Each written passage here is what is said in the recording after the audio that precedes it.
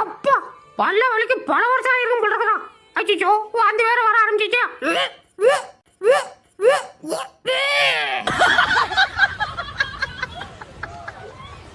ஊசி வேணான்னா விட்டுறணும். அதை விட்டுவிட்டு வலுக்கட்டாயமா ஊசி போட போகிறீங்க. நான் யாரு எங்க இருந்து வரேன்னு தெரியாமலே என் மேல கை வைக்கிறது. Blood rascals.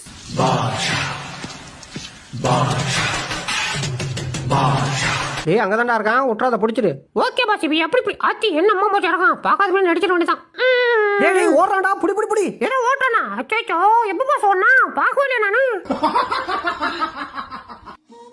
யாப்பா என்னங்க கணக்குறான்டா.